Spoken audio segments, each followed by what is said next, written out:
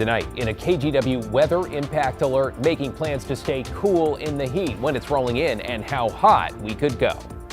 Plus, new tonight, a warning about buying and selling from online marketplaces after a rise in robberies. Just take a little bit of extra time and do your research.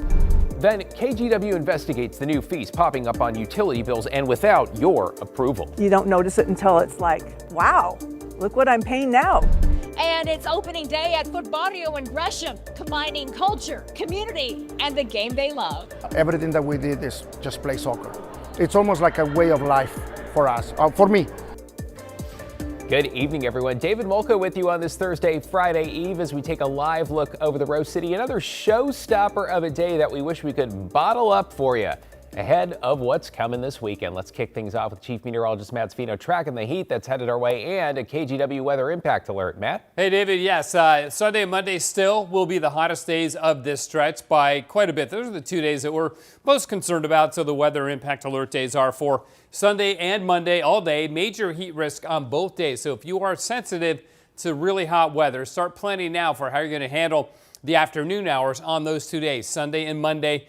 Maybe just make sure you don't have to do any strenuous activity. If you're going to do a workout, do it in the morning when it's still a little bit cooler out. And hydrate. Can't stress that enough. Make sure you drink plenty of water and that your pets and your plants also get a lot of water. Even if you have good AC inside your house, that air is going to be very dry. You're bringing in that hot, dry air from the outside and cooling it. Still be very, very dry. So be aware of that as we go into this little hot spell. Hey, I'm going to talk about this a little bit later on. Our Vancouver Skycam showing Jupiter and Venus in conjunction. But right now, the extreme heat watch has been upgraded to a warning for the metro area here. But we're surrounded by a heat advisory from the Canadian border down into Douglas County. This again begins Sunday morning, extends into Tuesday. Southern Oregon coast also under a heat advisory. You may see some 90s on the coast there. So around 90 in Portland on Saturday, not too bad. But Sunday and Monday, those are going to be days we're going to have to contend with. Shouldn't last much longer than that. We'll have the numbers for you in a bit, David. All right, here it comes. Thanks, Matt. New tonight, neighbors in one North Portland neighborhood are feeling rattled after a deadly shooting. Authorities say shots were fired around 5 near North Fessenden and Haven Avenues. That's in the Portsmouth neighborhood. Police say they found the victim injured on a sidewalk. He later died in the hospital. No word on any suspects or arrests. Developing this evening, lingering questions in Salem, where police shot and injured a man they say was armed. Authorities say they were responding to reports of a man holding a woman hostage around 7:30 this morning near an encampment off Portland Road Northeast and Rose Garden Street. When officers arrived, the armed man, who police later identified as 35-year-old Jose Aguiano, got into some sort of confrontation with an officer. That is when the officer shot him. We're still working to find out what type of weapon the man had on him and what led to that confrontation. News of the shooting leaving shoppers at a Goodwill just a few hundred feet away on edge. It's very concerning because I usually bring my kids with me, and sometimes we even shop here, and I see a lot of parents with their children here, and it's too close. The officer who shot the suspect is now on administrative leave. Aguiano will be taken to jail once he is released from the hospital. To get you caught up on tonight's other headlines, now another tough day for families of the 11 victims in the Longview chemical tank blast as they officially found out how their loved ones died. The Cowlitz and Multnomah County coroners say the cause of death for all 11, alkaline chemical burns. That is consistent with exposure to an industrial chemical called white liquor, the substance inside the tank that ruptured late last month. State and federal investigations are underway, though it could be 6 months to a year before they identify what caused the blast.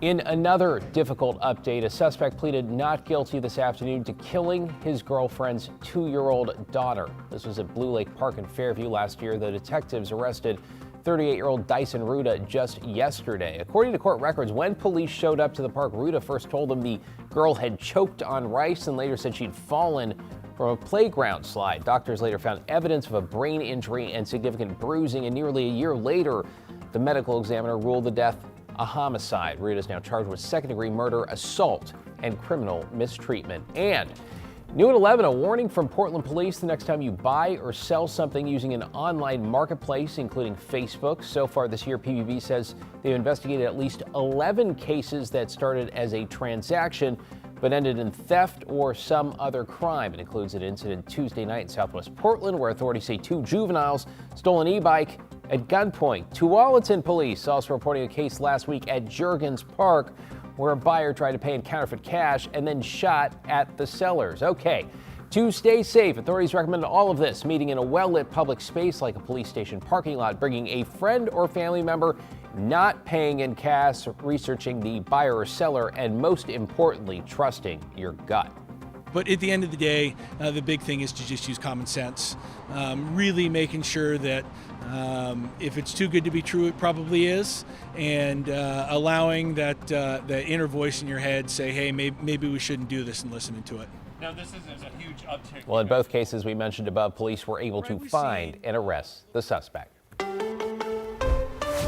If it feels like your utility bills keep going up, well, you might want to check the fine print. In West Linn, for example, fees on water bills have doubled over the last decade, and it does not even matter how much water you're using. How could that be? Evan Watson dug into a growing trend, one that's putting the pressure on our bottom line. In the hills of West Linn, you'll find some homeowners grumbling. You don't notice it until it's like, wow, look what I'm paying now. Their monthly water bills are going up and up, and that has nothing to do with how much water they're using. Who's to say they're not going to do it for the next big project too, right? West Linn is one of dozens of Oregon cities that are adding or increasing utility fees, charges that can fund anything from police officers to streetlights. KGW has tracked the trend across the state. And there's no disincentive, unfortunately, that once you get on the fee kick, to just keep on doing it. Starting July 1st, the median West Linn household will pay an extra $50 a month in special fees for parks maintenance and street maintenance. A decade ago, residents paid about half of that, just over $25. Unlike a bond, voters don't get to approve utility fees. City leaders can adjust and increase these charges at will. There's no expiration date. They're added on top of typical water and sewer fees, and it's not always clear where the money is going. There's no requirement for the fees to end, so it's basically going to be kind of like a cash cow in the future. In this case, West Linn residents do know. The city is hiking fees to pay for a new $45 million operations complex on land above I-205 that carries its own controversy. In 1969, a construction project caused a devastating landslide that destroyed 3 houses and a city reservoir. The state took control of the land. 5 years ago, a state geologist advised the Oregon Department of Transportation not to sell the land to West Linn, citing landslide uncertainty and potential seismic instability. The sale went through. West Linn commissioned its own review of the land, which cleared the project to move forward. Some neighbors are appealing the plans, concerned about an earthquake. Basically risking a $45 million operation to fate. And so I'm generally a gambler, but I don't gamble with $45 million. Mayor Rory Bialystowski says the city did its research and a new operations center is desperately needed. He showed KGW around the city's current facility, pointing out old equipment. Why did the city choose to go the increasing utility fee route for this operations center as opposed to seeking a bond and voter approval? We have to accomplish this project. It's kind of giving a false choice about whether we have to do it or not, because people could vote no. You and city leaders went to utility fee increases to guarantee that this project would be funded. Yeah, absolutely. Absolutely, because it's a critical project that has to happen. These 4 longtime West Linn residents, including 3 former council members and a former mayor, bristle at the idea of taking funding choices out of the hands of voters. Elected officials need to trust their constituents in order to build trust. So much easier just to increase fees. The city council has missed an opportunity to develop trust with the community. And I don't think that's responsible at all. West Linn added the streets and parks maintenance fees nearly 20 years ago after a police levy failed. The city's 2008 budget document implied the fees would be temporary, saying they provide policy officials, staff, and the community adequate time to review and evaluate viable alternative resources. Decisions can then be made in the best long-term interest of the community. Carrie Oakes, a neighborhood organizer, remembers city leaders saying they'd take the fees away. And they didn't do it. And they haven't done it ever since. It's like nobody remembers. councils change. People aren't that involved. All fees, including the streets and parks fees, now make up 36% of Westland's annual revenues, bringing in more than $20 million each year. Bialostowski says that's an unfortunate reality as the city tries to keep up with rising costs. I think utility fees are essential to the functioning of the core services that the city provides. The mayor brought his utility bill, showing he pays the same fees as anyone else in Westland. And the city uses this chart to make sure its fees are generally in line with peer cities.